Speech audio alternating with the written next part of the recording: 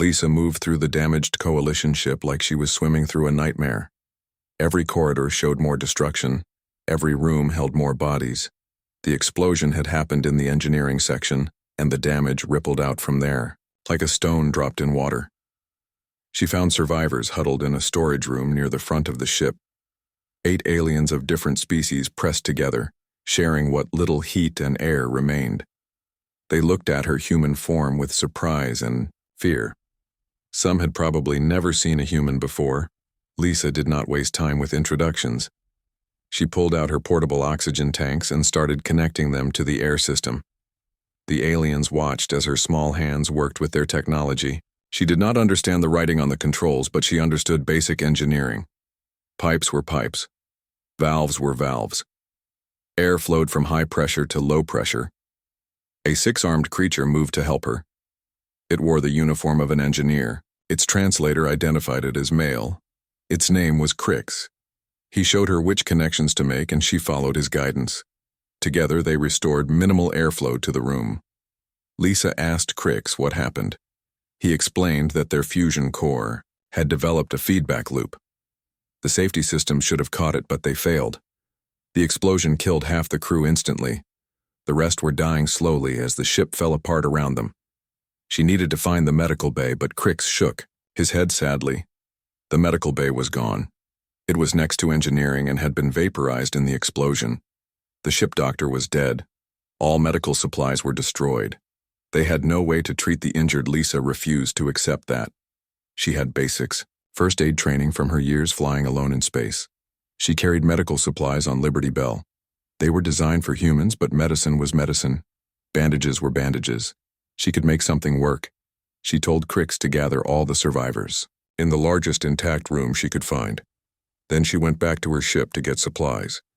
She loaded everything she could carry into bags and boxes: bandages, tape, painkillers, antibiotics, surgical glue, vitamin supplements, water rations, tools, batteries, lights, blankets, everything that might help. When she returned, she found 19 survivors gathered in what had been the ship cafeteria. Crix had managed to restore partial gravity and some heat. The aliens sat or lay on the floor in various states of injury. Some were burned. Others had broken bones. A few were barely conscious. Lisa looked at the group and felt overwhelmed. She was a cargo pilot, not a doctor. These were alien species she knew nothing about. Their biology was different. Their blood was different colors. Some had scales, others had fur, and one seemed to be made of living crystal. How could she possibly help them? Then she saw a young alien in the corner crying. It looked almost like a human child, except for the green skin and extra eyes. It held its arm, which was bent at an impossible angle. The bone was clearly broken. Lisa had set her own broken finger once after a loading accident. She could do this.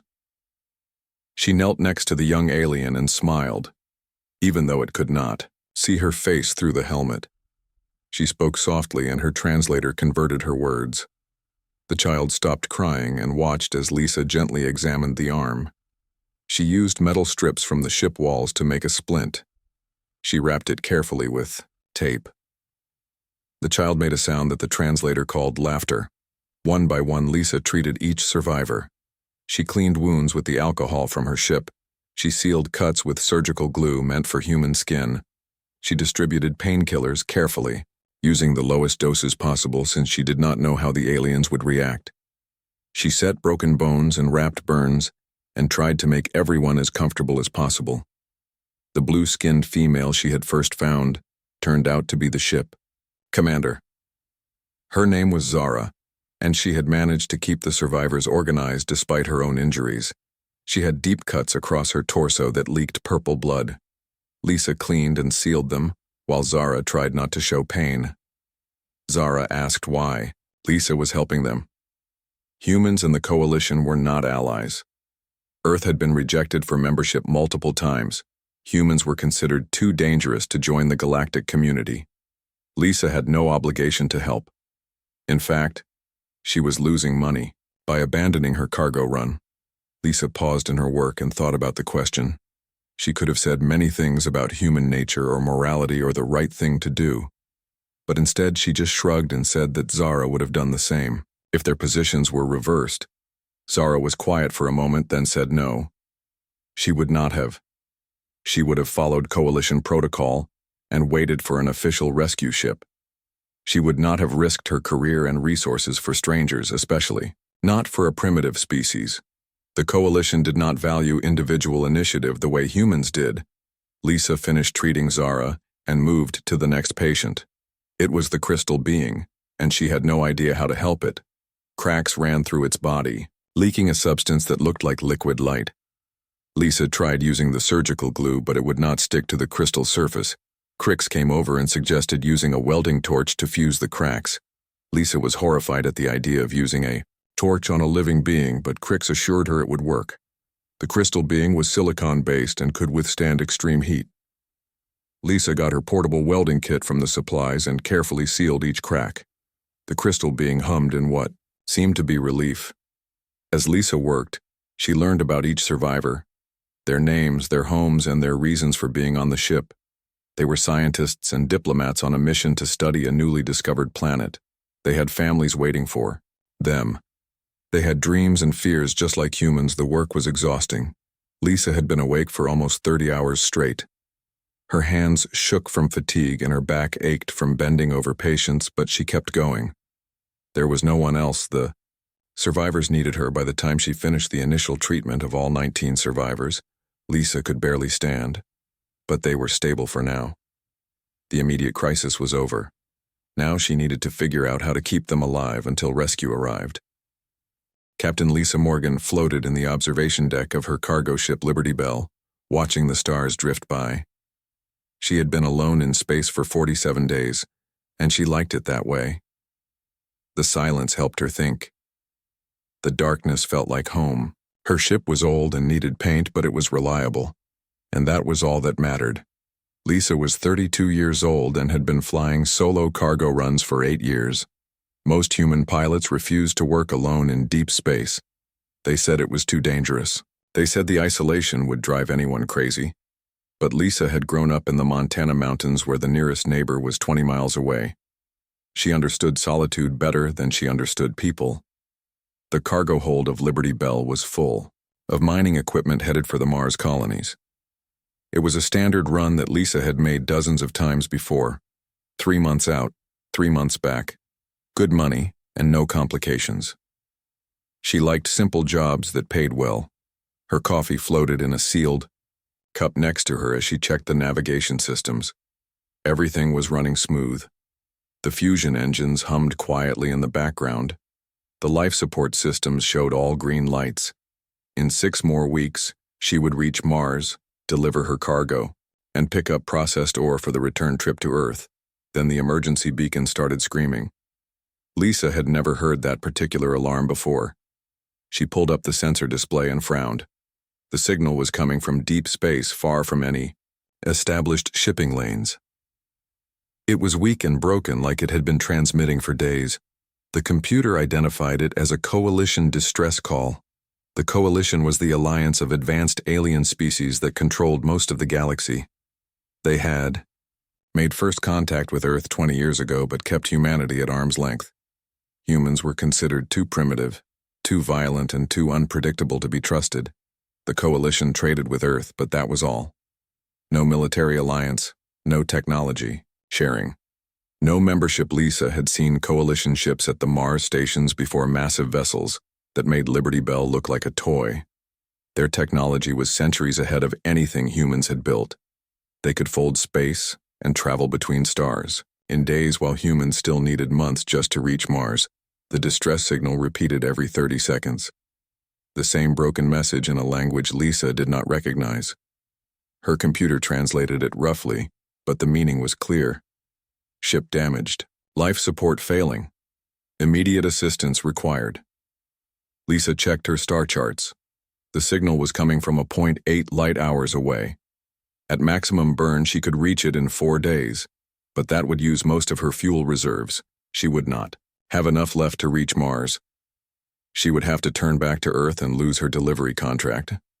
She thought about ignoring the signal, The coalition had never helped humanity. Why should she risk everything for them? They probably would not even accept help from a primitive human. Their pride was well known across the galaxy, but Lisa kept hearing the fear in that alien voice. Even through the static and translation, she could tell whoever sent that message was terrified. They were dying alone, in the dark, just like she would be if something went wrong with Liberty. Lisa set down her coffee and moved to the pilot seat. She fired up the main engines and felt the ship vibrate as it changed course. The fuel gauge started dropping immediately, but she did not look at it. She had made her choice. For 4 days, Lisa pushed Liberty Bell harder than she ever had before. The old ship groaned and protested, but held together. She barely slept. She ate protein bars while standing at the controls. She watched the signal grow stronger as she got closer. On the 4th day, she saw the ship. It was beautiful and terrible at the same time. The coalition vessel was 300 meters long, with a hull that seemed to shift between silver and gold. Its design was all curves and flowing lines like it had been grown rather than built, but it was also dying. Great tears ran along its sides, leaking atmosphere into space. The lights flickered randomly, and debris floated all around it. Lisa counted the different species markings on the hull. 12 different races were represented on this ship. It was not military because it lacked weapons. It looked like a science vessel or maybe diplomatic. The damage seemed to be from an internal explosion, not an attack. She tried to hail them but got no response. Either their communications were down or everyone was already dead. Lisa suited up in her emergency EVA gear and prepared to dock. It took 3 tries to find a docking port that still worked. The airlock cycled and Lisa stepped into chaos. Bodies floated everywhere.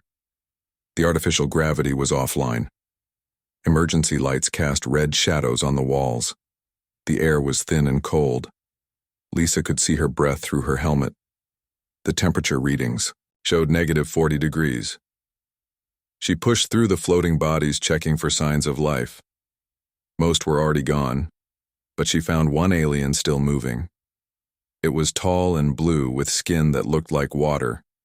Its large black eyes opened when Lisa touched it. The translator in her helmet crackled to life. The alien spoke in a weak voice that sounded female.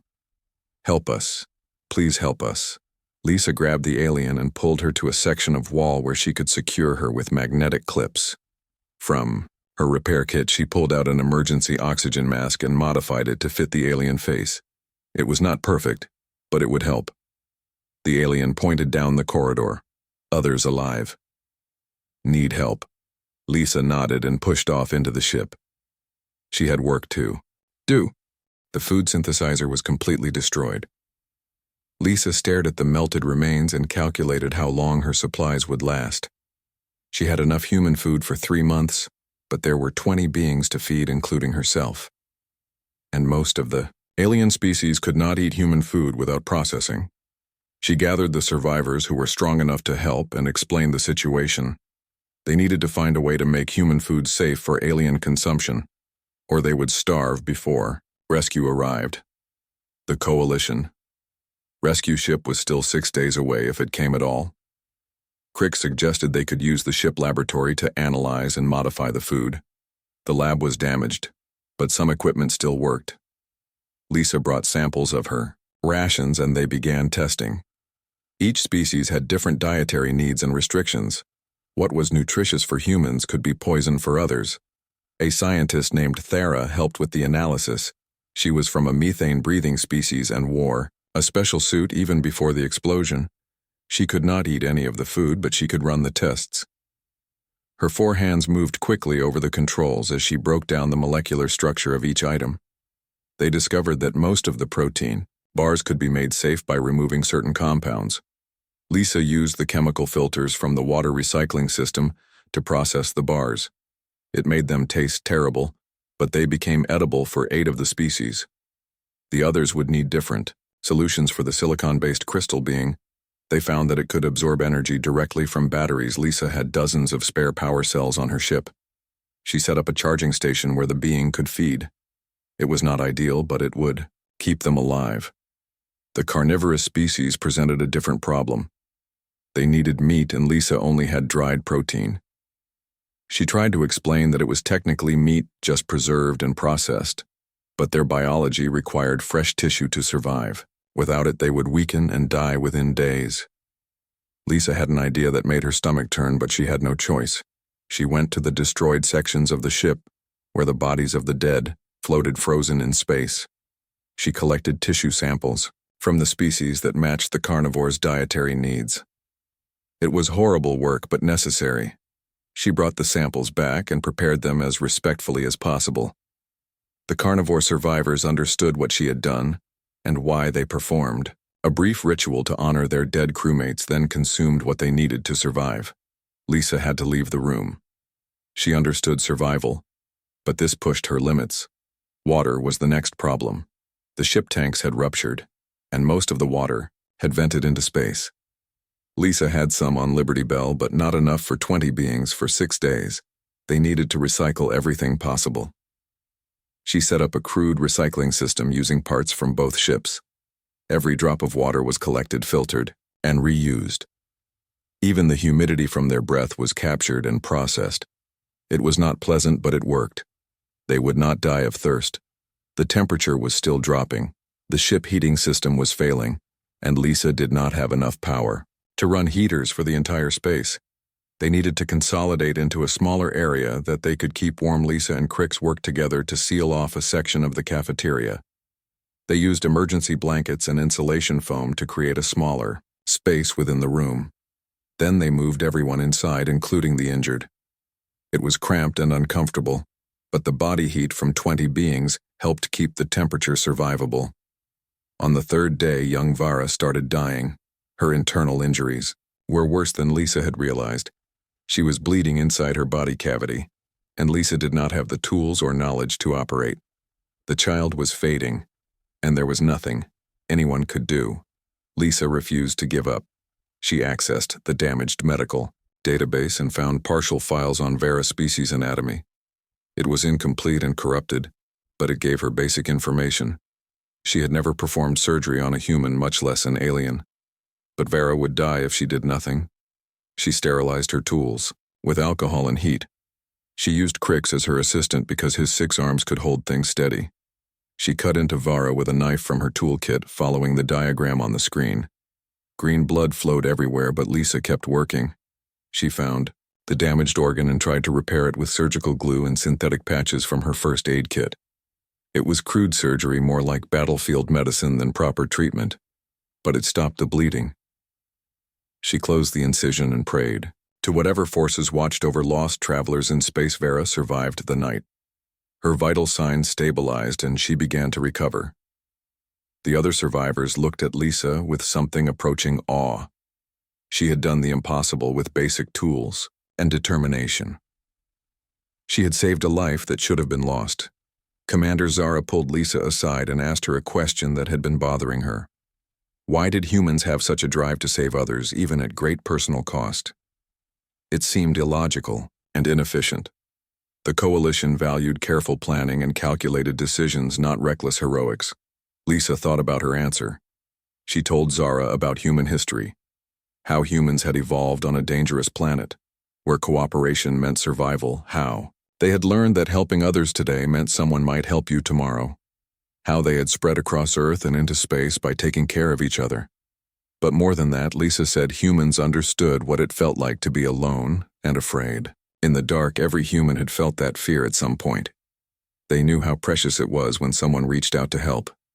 That memory drove them to be the help that others needed. Zara listened carefully, then admitted something that shocked Lisa.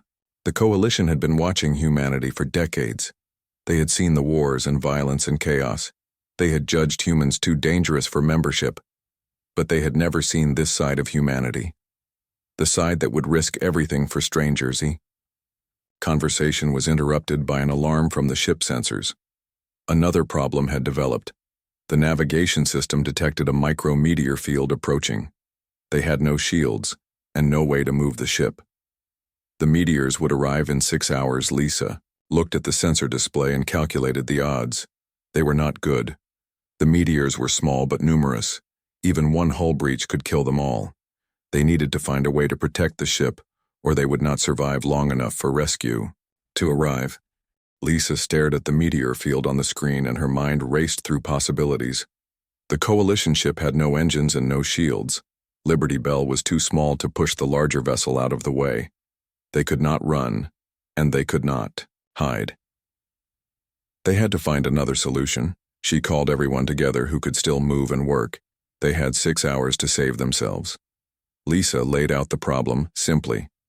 They needed to create some kind of barrier between the ship and the meteors, or find a way to deflect them. Crick suggested they could use Liberty Bell as a shield park, it between the meteors and the Coalition ship. But Lisa knew her ship was too small. It would only protect a tiny portion of the larger vessel. Most of the EUR meteors would still hit. Thera had been studying the meteor trajectory and noticed something interesting. The meteors were mostly ice and rock, not metal. If they could heat them enough, they might vaporize before impact, but they had no weapons and no high-energy lasers. Lisa remembered something from her cargo manifest. She was carrying mining equipment, including plasma torches designed to cut through asteroid rock. They were meant for industrial use, but they generated incredible heat.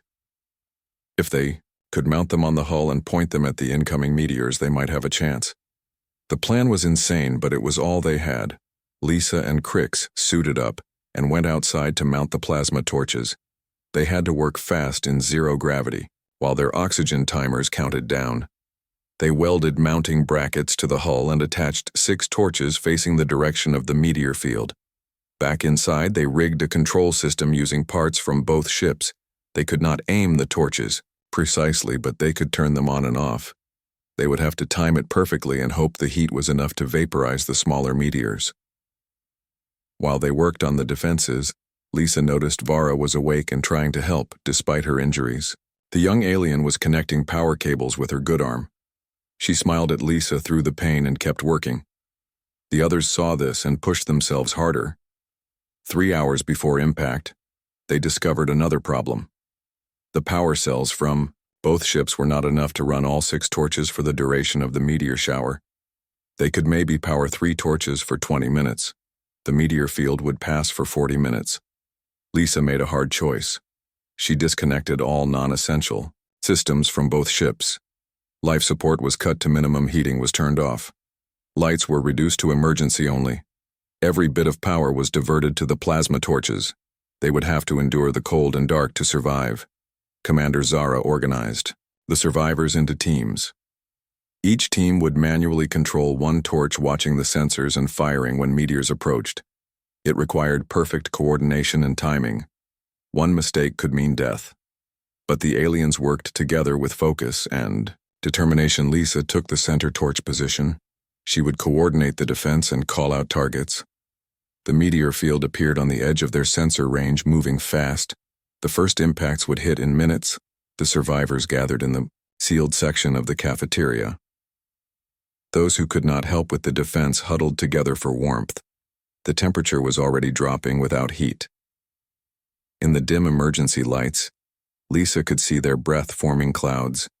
The first meteor appeared. On the screen, Lisa called out its position, and Bearing Crix fired his torch and a brilliant white flame shot into space. The meteor was small and it vaporized instantly. 1 down, thousands to go. More meteors came faster now. Lisa called out targets, rapidly trying to prioritize the largest ones. The torch operators responded with precision. They had never worked together before today, but they moved like a trained crew. A large meteor slipped through their defense and struck the hull. The impact shook the entire ship, but the hull held. Lisa checked the sensors and saw no breach. They had been lucky, but luck would not last forever. The power levels dropped faster than calculated. The plasma torches were drawing more energy than expected. They had maybe 15 minutes of power left, but the meteor field would last twice that long. Lisa made another desperate decision. She ran to Liberty Bell and started disconnecting her ship, main power core. It was dangerous to remove while active, but they needed the energy. She carried the heavy core back to the Coalition ship and wired it directly into their system. The extra power gave them 10 more minutes, but it still was not enough. The meteors kept coming, and the torches were starting to overheat. One torch failed completely, leaving a gap in their defense. Then something unexpected happened. The Coalition ship communication system crackled to life. A transmission came through from an unknown source. It was another ship they had detected, the distress signal, and were coming to help. But they were still 20 minutes away. Lisa recognized the ship identification. It was human. A cargo hauler like hers called Blue Mountain. The pilot was someone she knew from Mars Station. Amy Chen had heard their emergency call and diverted to help. Just like Lisa had done, Amy's ship was newer and had better equipment, including mining lasers. She could provide cover, but she needed to know exactly where to position herself. Lisa sent her the meteor, field data, and their defensive positions. Amy flew her ship directly into the path of the meteors using her mining lasers to clear a path. She could not stop all of them, but she could reduce the number reaching the Coalition ship. Her lasers worked, in conjunction with the plasma torches, creating a defensive grid. The power ran out with 5 minutes left in the meteor shower. The torches shut down one by one. But Amy's ship was there, filling the gaps. Her lasers swept back and forth, catching the remaining meteors. The impacts that did get through were small and caused only minor damage. When the last meteor passed, everyone collapsed from exhaustion. They had survived, but barely. The ship was damaged, but intact. The hull had held despite everything. Amy docked with the Coalition ship and came aboard. She was a small woman with short black hair and a wide smile. She looked at Lisa, covered in alien blood and grease, and laughed. She said she should have known Lisa would be in the middle of this mess. Amy had brought fresh supplies, including power cells and oxygen. She also had a working communication array. They could now send a clear signal to the Coalition rescue ship and confirm their location. The two humans worked together to stabilize the situation. Amy helped treat the wounded while Lisa repaired critical systems.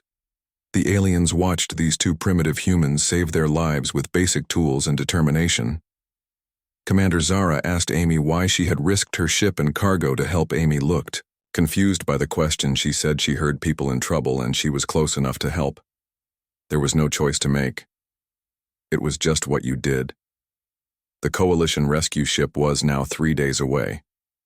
The survivors would make it. They had food, water, air, and heat. They had two human pilots who refused to let them die, and they had a story to tell that would change everything. The Coalition rescue ship Eternal Wisdom dropped out of hyperspace like a golden city, appearing from nothing. It was massive, nearly a kilometer long, with weapons and shields that could destroy a small moon. Admiral Thex himself was commanding the rescue mission. Lisa and Amy watched from the observation window as shuttles launched from the rescue ship. The two humans had kept 19 aliens alive for 7 days, with nothing but cargo ship supplies and determination. Now the professionals were here to take over. Admiral Thex was the first to board. He was 3 meters tall with scales that reflected light like diamonds. He had commanded fleets in 12 major wars and was considered one of the greatest military minds in the Coalition. He looked at the damaged ship, then at the 2 small human females who had saved his people. Lisa expected him to take charge immediately to dismiss the humans now that real help had arrived. Instead, he did something that shocked everyone in the room. He bowed deeply to Lisa and Amy. It was not a small gesture of respect, but a full formal bow reserved for heroes of the Coalition. The Admiral spoke, and his translator conveyed both words and emotion. He said that in 500 years of service, he had never seen such courage and resourcefulness. The humans had done the impossible. They had saved lives that should have been lost. They had shown the galaxy what humanity truly was. The Coalition medical teams swarmed the ship with advanced equipment. They scanned each survivor and marveled at Lisa's crude but effective treatments, the surgical glue holding wounds closed, the metal splints on broken bones, the feeding station for the crystal being made from spare batteries. It was all primitive, but it had worked. The medics wanted to immediately transport Vara to their ship for proper treatment, but the young alien refused to go without Lisa. She clung to the human arm with her good hand and would not let go. She trusted Lisa more than her own people doctors. Lisa rode with Vera to the medical bay on the rescue ship. She held the child hand while the Coalition doctors worked. Their technology healed in minutes. What would have taken months? The broken bones fused perfectly. The internal injuries sealed without scars. But Vera never let go of Lisa's hand while the survivors were treated. Admiral Thex investigated what had happened to cause the explosion.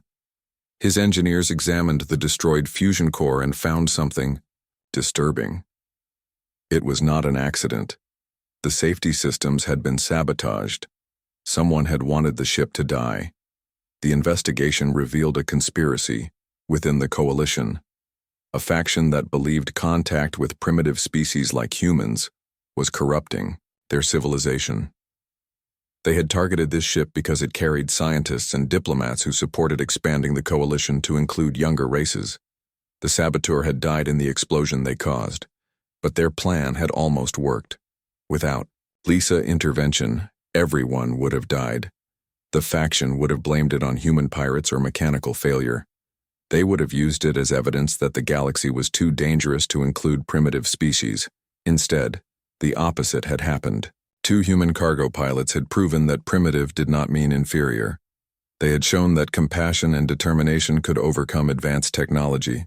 They had saved lives that the Coalition-owned protocols would have written off as lost commander. Zara gave her official report to the Admiral.